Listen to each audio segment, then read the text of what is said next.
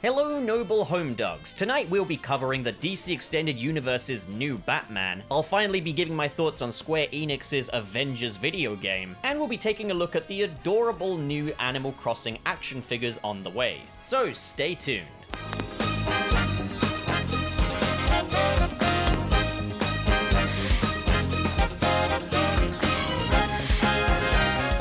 So Gotham City in the DC Extended Universe has a new Batman, as it seems as though the upcoming Flash quote-unquote solo movie will be the departure of Ben Affleck's Batman and will introduce the new Batman to the DC Extended Universe. No, it is not Robert Pattinson's Batman, as it has been made pretty clear by now that that will take place in its own universe outside of the DC Extended Universe, much like the recent Todd Phillips Joker movie. Instead, the DC Extended Universe will be reintroducing us to a familiar Batman outside of Ben Affleck, and that is Michael Keaton's Batman. Now, we already knew that Michael Keaton's Batman would be returning for an appearance in the upcoming Flash solo movie, but it looks like he'll be headed to the DC Extended Universe to stay, as a long-term replacement for Ben Affleck's Batman, who had proven very divisive over the course of his tenure in the role. Now, I don't know if Ben Affleck's departure is because of that, or because he no longer wants to play the role. I would imagine it would be a combination of both. Longtime Batman fans took issue with Zack Snyder's decision to have Batman kill in his debut appearance, and I can see why the executives at Warner Brothers might want to close the book on that. Ben Affleck's Batman was obviously originally intended from the ground up to be a part of that story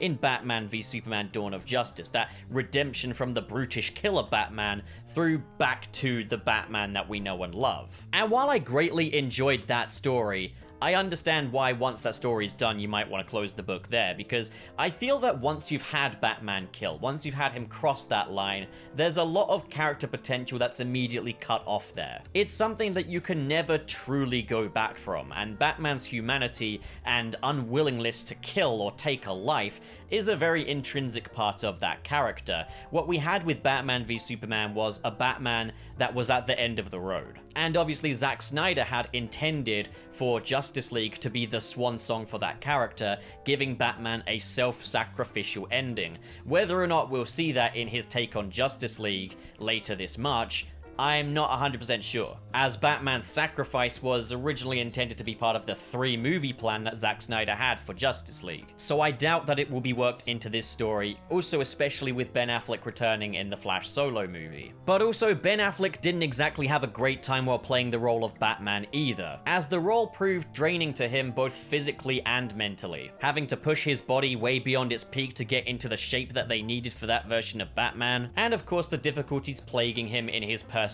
life at that time. You can understand why he wouldn't want to really continue the role after that, and I think it is a blessing that we have even got one last appearance with him in the upcoming Flash film. Ultimately, a person's well-being is worth more than a film or a film series, so I'm really happy that Ben Affleck is going to get one last appearance before calling it quits, so he can, take care of himself and star in films that are a better fit for him as an actor. Not that I had any issue whatsoever with his performance as Batman, it's just if he's, finding it too difficult, then he shouldn't be playing that role. But then there is Michael Keaton's Batman taking up that mantle. So whether or not they're just doing this to replace Ben Affleck's Batman, or doing this as a form of course correction, little unclear, but it does seem quite funny that before Batman v Superman released, Ben Affleck was being bigged up as the older, grizzled, and experienced Batman, and we're going from that to an even more older, grizzled, and experienced Batman with Michael Keaton. What's crazy to me is he might not look it, but Michael Keaton is approaching his 70s. So obviously having an actor of his years as a long-term Batman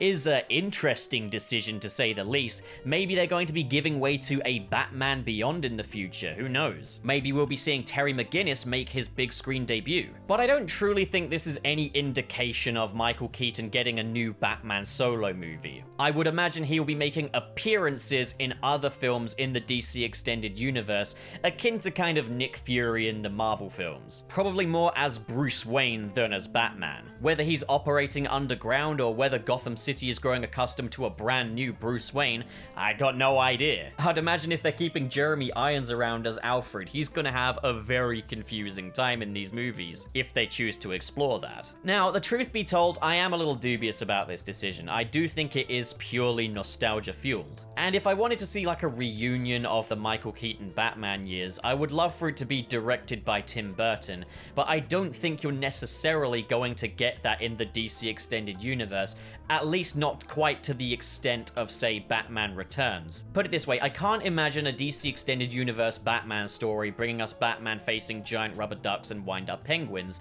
even though it was referenced in Justice League, just to really further the confusion there. But I guess at least they'll have a good reason to bring back Danny Elfman's Batman theme this time around, right? I don't really think that we're going to get a fully blown exploration of Michael Keaton's Batman in the DC Extended Universe. As I say, I think it's just going to be cameos, or he's going to be playing smaller roles in other people's films. But if we see things like the Batsuit and the Batmobile, I am hoping that they'll stick with the designs that we had in Batman Returns. Personally, I think the smartest move would have been just to get an actor that could work as a successor to Ben Affleck, and not really include any of this multiverse stuff, as I really do feel like this is just fan service gone wild. But hey, I am a huge fan of Michael Keaton's Batman, and I'm thrilled to bits with him returning to this role. It's going to be entertaining for me as a big fan, but I must admit, I think this is just teetering on the edge of way too much fan service for the DC Extended Universe going forward. Obviously though, we'll see in time how this plays out. But I would hazard a small bet that this will be introducing Terry McGinnis into the DC Extended Universe as Batman Beyond. I really hope you're enjoying this video so far, folks. If you are, it would be extremely encouraging to me if you would hit subscribe and the like button. One of my favorite games to release in 2020 was Animal Crossing New Horizons on the Nintendo Switch. My girlfriend Liz introduced me to the world of Animal Crossing 2 years ago with Animal Crossing Wild World on the Nintendo DS, and after that I knew I was in it for the long haul with these characters and their witty personalities. My two favorite characters being Tom Nook and KK Slider. So I just absolutely had to get Animal Crossing New Horizons, and with it I got myself a Nintendo Switch Lite. And let me just say, I am a fan. And I'm all the more excited now that Bandai Shogukan have announced the Animal Crossing Collection, which contains 7 little minifigs, including fan favorites Isabelle, Marshall, and Tom Nook. And they're just incredibly detailed. They look fantastic. They've really captured the likeness of these characters from in the game. They're all completely proportionate. They look like they just got ripped straight out of the Nintendo Switch and into the real world. I especially love the emulation of that little fuzzy texture that they have in the game. They don't look like the kind of thing that you compose, but they look like great shelf filler. And I for one would love to get this set. And they will be sold from Entertainment Earth for approximately $48. Now I must admit, I do wish there were a way to just buy these characters by themselves so I could just get my favorites. I think out of the collection here, I would just get Tom Nook or at a push Isabelle. And I will say nearly $50 for just this set of 7 minifigs. They are very detailed, but I do still think that's quite a push. It's not really something I, for one, would be in the market to get myself. But obviously the alternative is you can get amiibos or you can get the plushes, so it's not exactly like there is a shortage of Animal Crossing merch. This set is clearly aimed more at collectors, hence the higher price tag and the massive amount of detail in these figures. So this will make the perfect gift for any die-hard Animal Crossing fan and collector. If you're really enjoying this video so far, be sure to check out the Patreon link in the description below or the join button to help support this channel and unlock a few little perks. So a game I've been playing quite a bit of recently is Square Enix's Avengers Game on the PlayStation 4, and this is a game that's had a pretty poor reception. I bought it myself just out of curiosity, and yeah, it is safe to say that there are a few glaring issues with this. This is no defining Marvel video game experience, that's for sure. It doesn't compare with the Insomniac Spider-Man games, but even as far as Avengers games go, or Marvel Ensemble titles go, you can still do quite a bit better than this. I would sooner recommend the LEGO Marvel Superheroes titles than this game for an Avengers fan. But is this a bad game?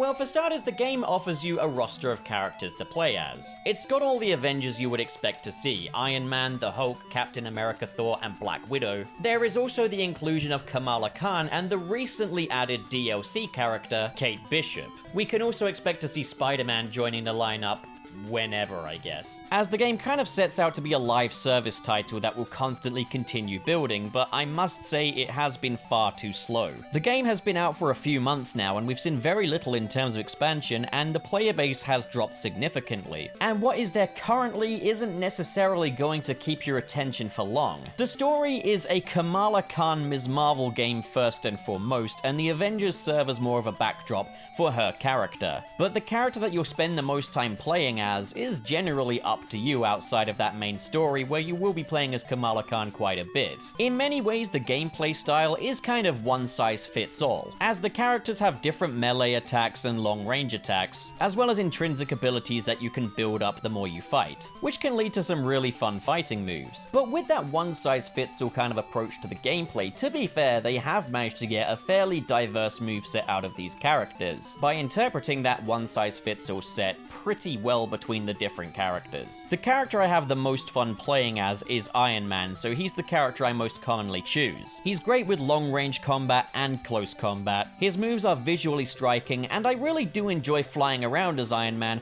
even though I wish I could go faster than this. It is good that you can still take flight in the indoor areas without it being uncontrollable, but I do wish there was like an accelerator or something for this. The LEGO Marvel Superheroes games did a much better job with this, and to be honest, that applies with most of the characters in this roster. Yeah, for the big AAA in-depth Avengers experience that this is, these characters are not much more intuitive or diverse in their movesets than the LEGO Avengers counterparts. Sure, the assets are much bigger this time around and there's a lot more attention to detail in the visuals, but what good is that if you compromise on the fun? While the environments are pretty open, it's frustrating where the limitations and boundaries are. It bugs me that flight characters like Iron Man and Thor can't reach rooftops in the city locations, and it's kind of frustrating just how boxed in this is. And then traversal through these larger environments as non-flight characters can be a little slow and ploddy. Ms. Marvel can leap and bound around though, which I guess makes up for it a little bit, but if you're in a large environment playing as Captain America or the Hulk,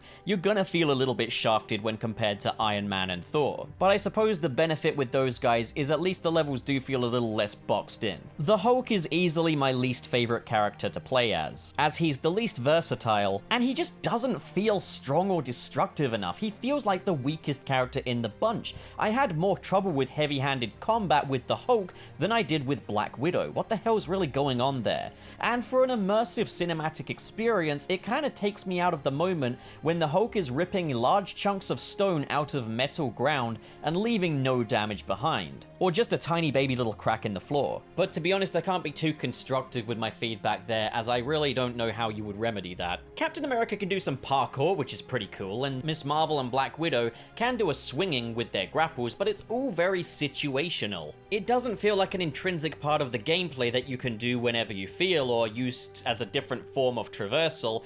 It is just do it when you can, basically. And that is disappointing and a lot less immersive. There's just so many things that break the immersion whatever character you're playing as in this game, which is disappointing but forgivable. This is a video game after all and not a documentary. It's just, I think other games that have strived for realism and immersion, such as the Arkham series or the Insomniac Spider-Man series, have done a much better job. The game has a pretty good structure with kind of a world map that can be reached from the helicarrier, as well as other outposts which serve as hub worlds, which are a lot of fun to explore and are very intricately designed. But as far as the missions go, you're sent into quite an open environment with a main goal and lots of different other goals dotted around. The main goal will usually consist of punching a bunch of robots, and some kind of time challenge which will involve standing on some holographic pads on the floor, stopping said robots from hacking into whatever mainframe or whatever like that. And it is pretty much this for every single level. The fun thing is that sometimes in these missions, the robots just didn't show up due to some glitch or whatever. Yeah, as far as technical hitches go, they are in abundance. For an immersive experience, there are so many things that take me out of the experience, such as textures not popping in correctly, or the camera camera not aligning itself properly, as well as just other weird things. I had the game go in slow motion for a little bit during one of the earlier levels. We were promised a mega patch for stuff like this ages ago, but where is it? As for the side missions, they usually consist of bashing robots and just trying to avoid your crew getting killed, basically. That is pretty much the game, time challenges that involve beating up robots. And while the hero roster is pretty interesting, the enemy roster is not. As far as the villains go, there is MODOK and well, Abomination shows up, I guess. And the enemy types are robots and AIM people, and that really is about it. The game's story is, I guess, substantial enough. It's enough to make me want to keep playing, but I will say it's... I don't know how to feel about this. It tries to be subversive with the whole, ooh, are the Avengers more troublesome than they're worth? Is Captain America maybe not this virtuous beacon of hope? But the way this game frames the Avengers and the perspective it's told from being Kamala Khan, a starry-eyed fangirl, really doesn't end up being as subversive as it wants to be. You've got stuff like Kamala Khan yelling Avengers Assemble and Captain America saying, no, we don't really do that in real life. But these attempts at subverting the genre just end up being peaches and cream and blue skies in the end anyway, so what was really the point? It just feels desperate for the sake of it. And the whole thing with the Inhumans is tragically underexplored. Some people were infected with an Inhuman virus after the events of the A-Day tragedy, and AIM are treating them as, well, inhuman. Creatures that need to be imprisoned and experimented upon. And Kamala Khan is one of them that is a big fangirl of the Avengers trying to join the Avengers, and she kind of acts like a self-insert fan character.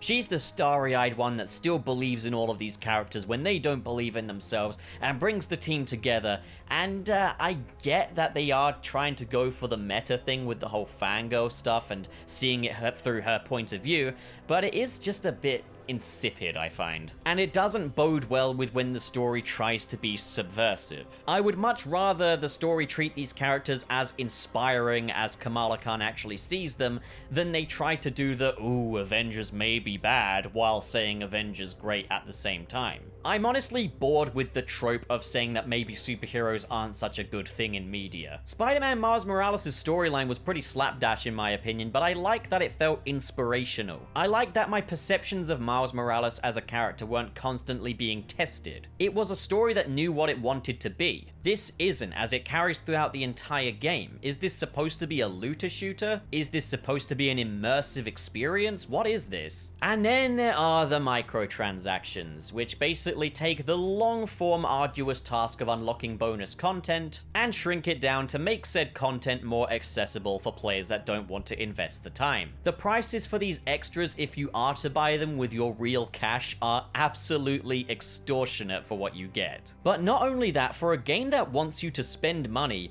it is oddly difficult to actually spend money from the marketplace screen within the game, as the interface is utterly unintuitive. But is Marvel's Avengers a bad game? Truth be told, no. I think the makings of a good game are all here. If you were to patch out some of the technical hitches, you could still have a great time just hopping on multiplayer and smashing up robots with your friends. But even then, I definitely wouldn't say it is worth the full price. As especially once you complete the story, you do realize how bare bones this game's structure really is. I'd say if you do enjoy a fairly janky experience from time to time, or maybe you just want to hop on this game with your friends and feel like the Avengers all together, it's worth picking up at a reduced price, but for now, this just hasn't really taken shape the way I hoped it would. Hopefully in about a year or so, we'll be able to revisit this experience and just really enjoy it, without any kind of qualifying statement. But for now, it's a 6 out of 10. And I definitely recommend Lego's versions of these characters than this. And that wraps up tonight's installment. What do you guys think? Comment below and discuss, and as always, if you enjoyed this video and you want to see more like it,